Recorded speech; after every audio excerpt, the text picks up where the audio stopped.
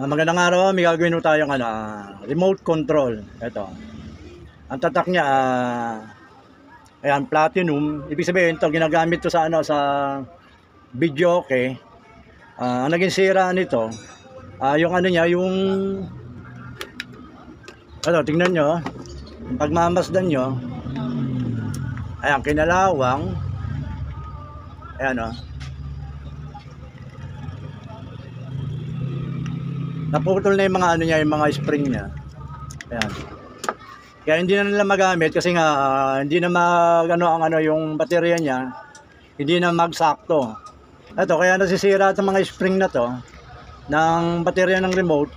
Yung niya, yung baterya ritong inilagay, hindi napapansin ng may-ari na may tagas na. Yung pinaka-fluid niya lumabas na, kumakapit na sa mga ganyan, sa mga spring.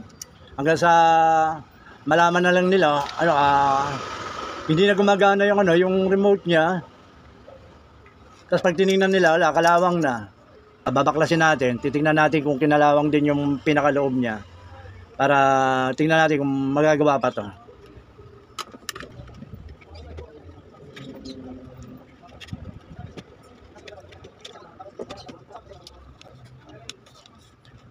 Ito yung laman ng remote control. May isang IC lang na kontrolado niya na lahat ng pindutan niya.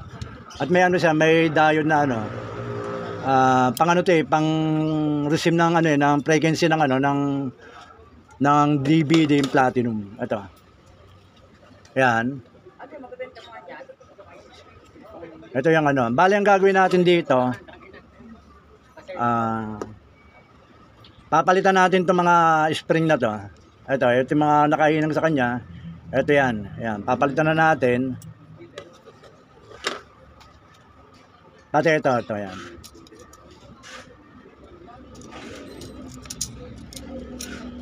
Ayan, wala na, naubos na yung yung pinaka-ibabaw ng ng spring niya, para itong spring na matambok na to.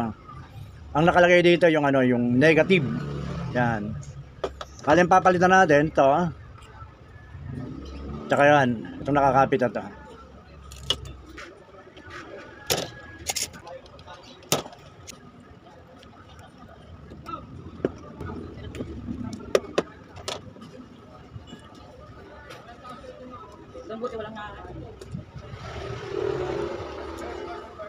Bale yan ang papalitan natin. Ito, isang set ng lagayan ng ng baterya.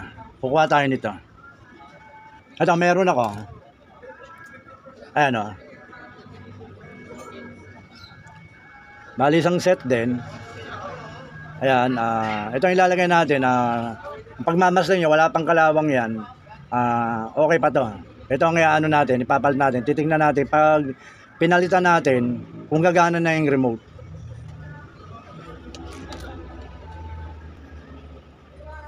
Ito, kung pagmamasdan nyo itong yung nakalagay na plus, yan ang positive. Kasi itong guhit na to, yan ang negative. Kaya itong positive, ang ilalagay natin dito, ito. Kasi ito yung positive niya.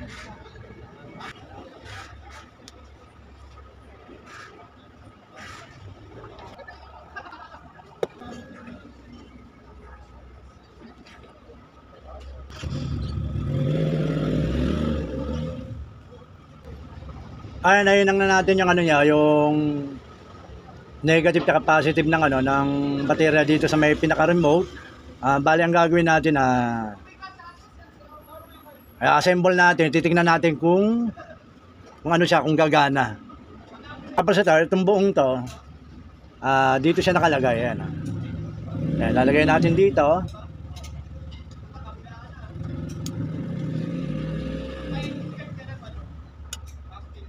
Nakapasok na siya, naipasok natin.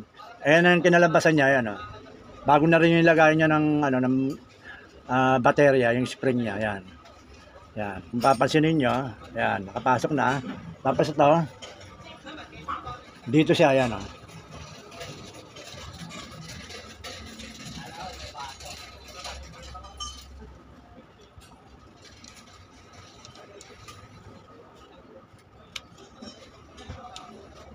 Ayan.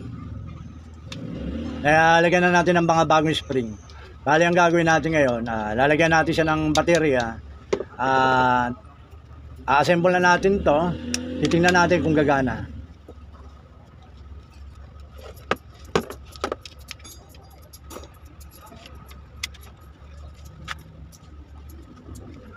Ayan, nabuo na natin. Lalagyan natin ng baterya. Ito, may dalawa tayong baterya ng ano. Basta ganitong ano, nakalagay sa kanya ay AAA. Ganito kaliliit. Yan, AAA. Ibig sabihin, pang remote yan.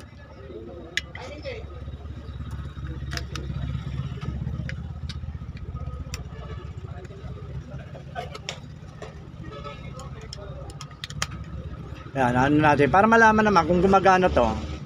Kahit wala yung ano, yung DVD niya. Itong parting to. Ito yung pinaka, ano yan, pinaka-frequency.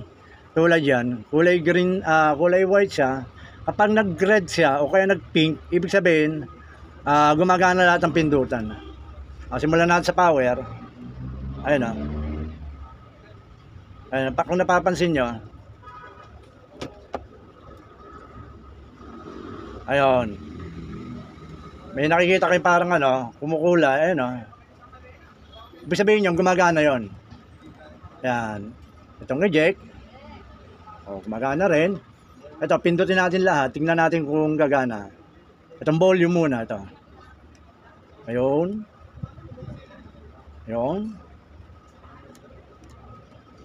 Ayun o. Ito mga ano, pindutan dito.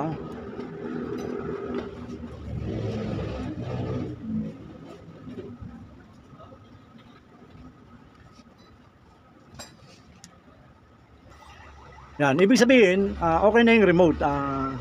Kasi kapag ano yan, kapag sira yung remote, para malaman nyo kung gumagana yung remote nyo, itutok nyo sa, ano siya, sa cellphone, titingnan nyo kung may, titingnan nyo to, tingnan nyo to kung may liwanag na lalabas na parang kumukurap-kurap, ibig sabihin, gumagana siya. Kasi kapag hindi kumukurap yan, pinipindot nyo to, ibig sabihin, sira yung remote nyo. Tanggalin natin yung ano, yung baterya. Ayan, isa. Pindutin natin. Ayan o. Wala. Hindi man siya lumiliwanag. Pero pag nilagay mo to, ayan, katulad yan, kompleto yung baterya, pindutin nyo. Ayun. Diyan pa lang, malalaman nyo na yung remote nyo kung ayos. Tutok nyo sa cellphone, lagay nyo sa video, tapos pindutin nyo yung bawat isa. Ayan, mga ganyan, lahat. Pag umilaw yan, ibig sabihin, okay na yung remote. Sige pa, maraming salamat sa panonood. Basta watch, share, and subscribe lang po kayo sa ginagawa ko para at least lahat ay nasusubaybayan. Sige pa, maraming salamat.